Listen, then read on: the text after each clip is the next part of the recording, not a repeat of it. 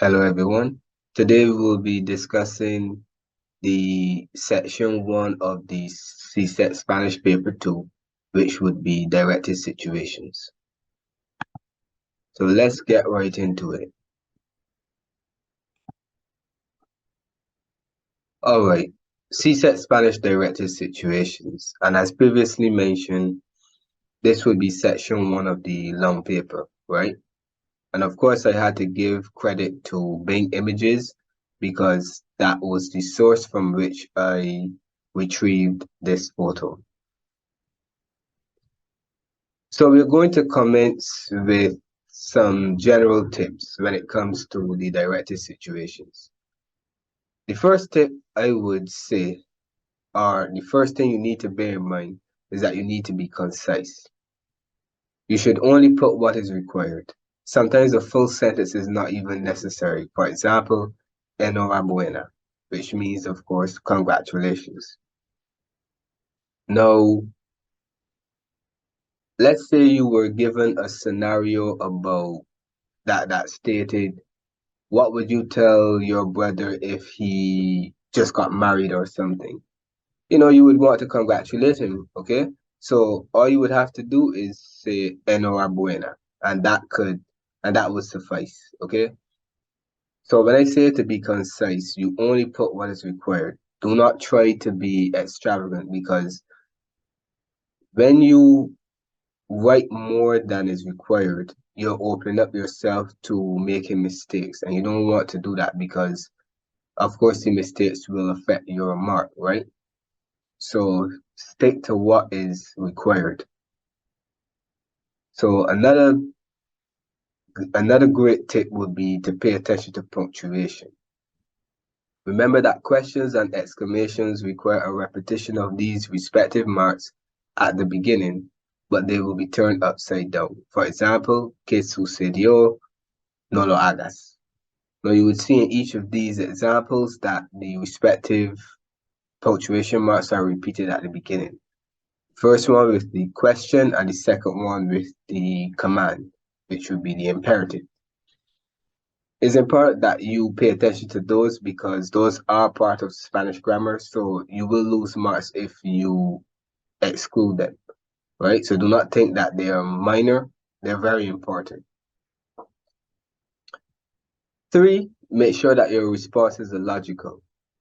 Yes, it's a free response, which means that there are a variety of potential answers, but please ensure that your answers make sense given the situation. Okay? So, yes, I know you have free range to write whatever you feel, but you still need to ensure, excuse me, you still need to ensure that your responses, make sense.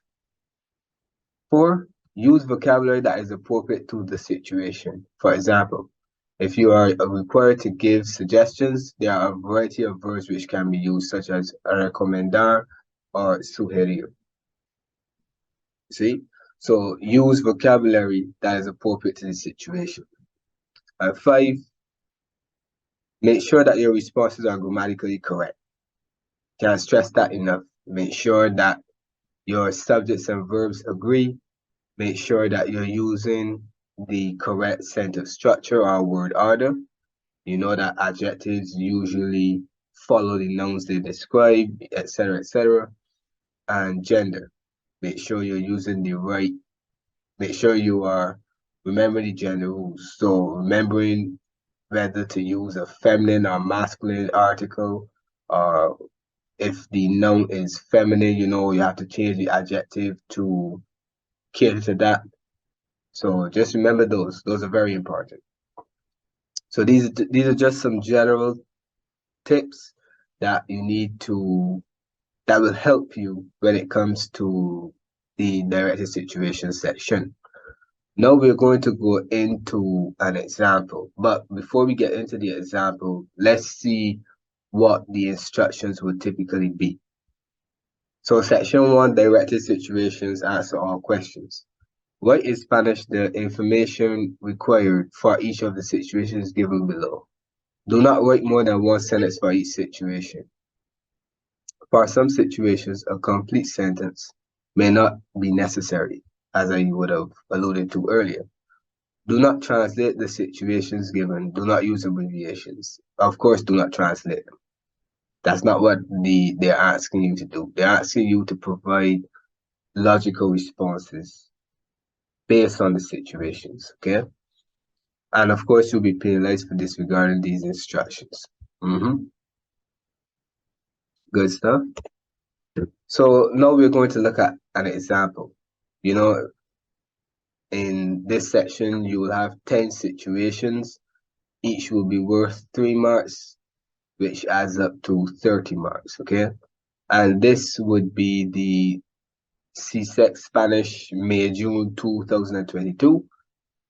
This would have been, these are the situations that were used in that paper, okay? So pretty recent. So A, you're going to visit your aunt abroad. Write the text message you send expressing how you feel about your visit and why. So you need 2 pieces of information.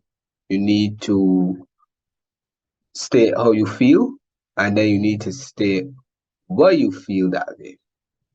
So I said, estoy emocionado porque te he extrañado. I'm excited because I have missed you. So right then and there, we see that I express how I feel about the visit and why I feel that way. Simple. So like I said, you only state what is necessary, right? B, you want to participate in a concert but cannot decide which instrument you should play. Write the text message your friend sends you suggesting which one you should choose and why. So I said, so okay, before we get into what I said, we need to look at what pieces of information are required. So we need to send a suggestion of an instrument to play and of course a reason for that suggestion. So I said, deberías tocar el piano porque es fácil de tocar. So you see, I gave the suggestion and then I said why. So you need to know how to give suggestions in Spanish for this one. So there are a variety of ways you can do it. I would have chosen to use deber plus the infinitive, but I used the conditional. But there are other ways. So what you see with the asterisk would represent other ways that that this could have been done. So deber in the present tense plus the infinitive could also be used for giving suggestions. So it would be debes tocar el piano, right? Verbs like aconsejar, recomendar, or sugerir plus the infinitive, of course in the present tense, would be appropriate as well, right? I could say recomiendo tocar el piano, right? I recommend playing the piano. Now, if I use que after the verb, after conjugating any of these verbs, aconsejar, recomendar, or sugerir, then I need to use the indirect object pronoun and the subjunctive. Let me explain why.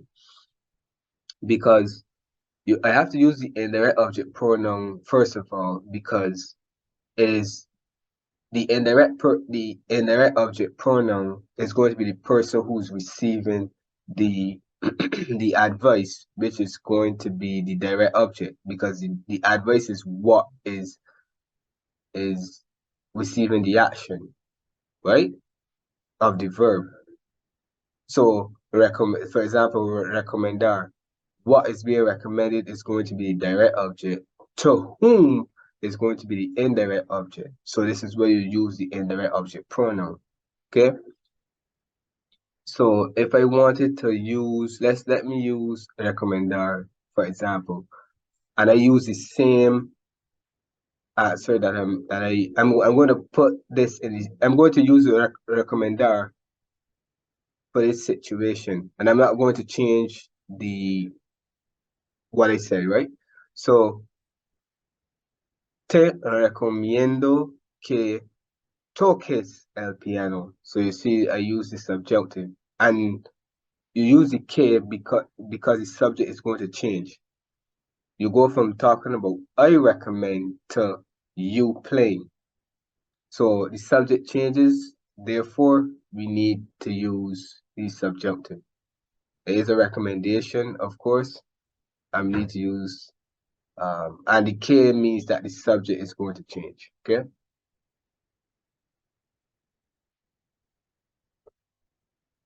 C. You receive a Valentine's Day card from a secret admirer with two pieces of information for you to guess who he or she is. Write the two pieces of information. So you have to provide two pieces of information that would give you a clue as to who is this person, right? So I said, somos vecinos y nos gusta el mismo equipo. We are neighbors and we like the same team. Any two pieces of information would be would have worked. D. Your friend has helped you out of a bad situation. Write the note that you send thanking him or her and mentioning what he or she did. So you have to know now, you have to mention two things. So you have to thank him or her, and then you have to mention what he or she did. So one of the easiest ways to express gratitude in Spanish is just to say gracias. But if you want to include like what are you thanking them for, you could say gracias por pagar mi renta. Okay? So thanks for paying my rent. I could also use agradecer a alguien por, right? So if I use that structure, I would have said te agradezco por pagar mi renta, right? So I thank you, or I express gratitude to you for paying my rent. This is where you have a alguien because you're expressing thanks to someone, right? So the person would be the indirect object, right? E. You have to go abroad during the school term and will miss many classes. Write the text message your teacher sends to you, advising of two ways you can keep up with your studies. Okay, so this is very similar to the scenario with the musical instrument where uh, you had to give a suggestion. So same rules would apply. I said, recomiendo repasar las lecciones y consultar con tus compañeros. Right? So I recommend reviewing the lessons and consulting with your classmates. Simple. I wouldn't need to go through this again. The other possibilities because we would have seen those in a previous situation. So recomiendo repasar las lecciones y consultar con tus compañeros. F. Your neighbor is ill and needs some medication. Write the note he or she gives your father to take to the pharmacist, describing his or her symptoms and requesting a specific medication. Okay, so you have to describe the symptoms and you have to request a specific medication. Okay, so I said, tengo dolor de cabeza y dolor de garganta. Quisiera un calmante. I have a headache and a sore throat. I would like a painkiller. So you see, in the last sentence, my second sentence, I would have mentioned what type of medication or what specific medication I am seeking. So it should be a painkiller, calmante. And you see in the first part, I mentioned my symptoms. Okay. All right. G. You had an accident and are recuperating at the hospital. Write the text that your best friend sends you offering to do two things for you. Okay, simple. Just mention two things that you will do, right? So, voy a cortar el césped y pintar la casa. I'm going to mow the lawn and paint the house. Any two favors would suffice and would be appropriate. H. On the morning of your interview for a summer job, you receive an email with a change in time and a reason for the change. Write the email. So you need to mention the change in time, right? And you have to say, you have to give a reason for that change. So I said, su entrevista será a las 11 porque hubo una emergencia. Now, I use the usted form, the su instead of tu, because I mean, this is somebody who doesn't, this is most likely someone who doesn't know you. So the usted would be the best way to go. So, su entrevista será a las 11 porque hubo una emergencia. So the interview will be at 11 o'clock because there was an emergency. So you see, I mentioned the change in time and the reason for the change. Una emergencia. I don't need to I would not need to explain what the emergency was. Okay? I can just leave it like that. There was an emergency. This goes back to the point about being concise. Just state the information that is necessary. Okay? I. Your community is having an event to celebrate a special occasion. Write the note that is placed on the community notice board, inviting persons to the event, mentioning what is being celebrated. Okay, so you have to invite persons and then tell them about what basically what the invitation is about. Okay, so I said todos están invitados a la fiesta para celebrar la victoria de nuestro representante político. Everyone is invited to the party to celebrate our political representative's victory. So you see, in the first part, I invite everyone. I have an open invitation, and in the second part, I mention what the celebration is about. It's going to be to celebrate the victory of celebrate our political representative's victory. Okay, so yeah. J. During a health crisis in your country, the Ministry of Health puts out a notice in the newspaper reminding the public of 2 precautions they should take. Write the 2 reminders that are given. Okay? So you could, if you chose to put these as recommendations, I mean, it wouldn't be wrong, but I just decided to go with the imperative because that's more, I prefer that, to use the imperative, right? Because this is the Ministry of Health giving you, this is a figure of authority, right? And it's a health crisis, so obviously they're probably taking control of the situation. So the 2 reminders, I said, and I used the plural form because you're talking to, even though the public could be seen as one, I would have viewed the public as, individual persons, right? So plural. Quédense en casa y lávense las manos frecuentemente. Remain at home and wash your hands often. And this is very topical because we would have just come out of a pandemic. So this is very topical.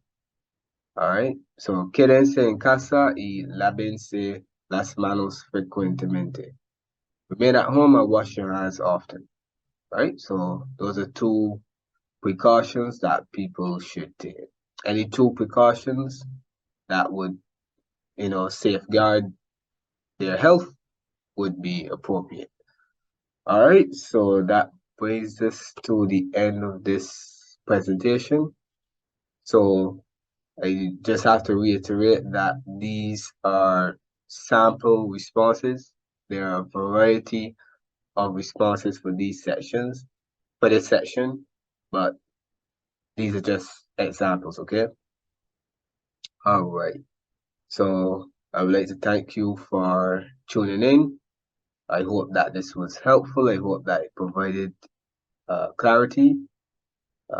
Gracias por su atención y nos vemos.